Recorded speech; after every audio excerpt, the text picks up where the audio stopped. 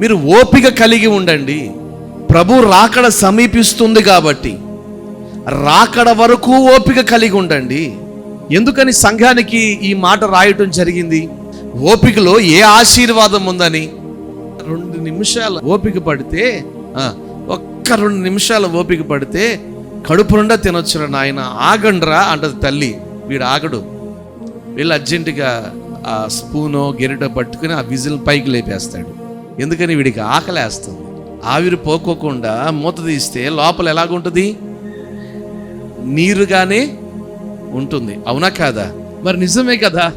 అలా కాకోకుండా కాస్త ఓపిక పడితే, ఈరోజు ఓపికలో ఎందుకని, ఏ ఆశీర్వాదం ఉందని, రాకడ సమీపిస్తుంది కాబట్టి ఓపిక కలిగి ఉండండి. రాకడ వరకు. ఎప్పటి వరకు అంట? చెప్పండి గట్టిగా. ఈ తరాలు గడుస్తున్న కొలది ప్రభు రాకడ వరకు ప్రభునందు విశ్వసించిన వారందరూ కూడా ఓపిక కలిగి ఉండాలి అని ప్రభు చెప్తున్నాడు. ఎందుకని ఓపిక కలిగి ఉండమంటున్నాడు?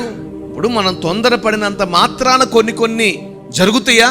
4 నెలలు 5 నెలలు వచ్చిందండి, అర్జెంటుగా నేను నా బిడ్డను చూడాలి అని చెప్పానంటే లోపల ఉన్నవాడు బయటకు వచ్చేస్తాడా? రాడు కదా. ప్రతి దానిలో ఏం అవసరం చెప్పండి గట్టిగా. ఈరోజు చాలా మంది జీవితాల్లో అది కనిపించట్లేదు. అన్నిటికీ ఒక సమయం ఉంది. నమ్మిన వారు స్తోత్రం చెప్పాలి. హల్లెలూయా. అన్నిటికీ సమయం ఉంటుంది. ఆ సమయం కొరకు వేచి ఉండే ఓపిక మనకు ఉండాలి. దైవ కార్యాలు అనుభవించడానికి, అడిగినవి పొందుకోవటానికి, ప్రభు ఆశీర్వాదాన్ని అనుభవించడానికి, ఆయన మన కొరకు సిద్ధపరిచిన దాన్ని పొందుకోవడానికి ఒక సమయం ఉంది. ఆ సమయంలో తప్పనిసరిగా ఆయన మన కొరకు ఏదైతే సిద్ధపరిచారో అది తప్పనిసరిగా మనం పొందుకుంటాం. దాని కొరకు మనకేం కావాలి? ఓపిక కావాలి. ఆ ఓపిక లేక ఈరోజు దేవుడు సిద్ధపరిచిన దాన్ని పోగొట్టుకుంటున్న వారు చాలా మంది ఉన్నారు.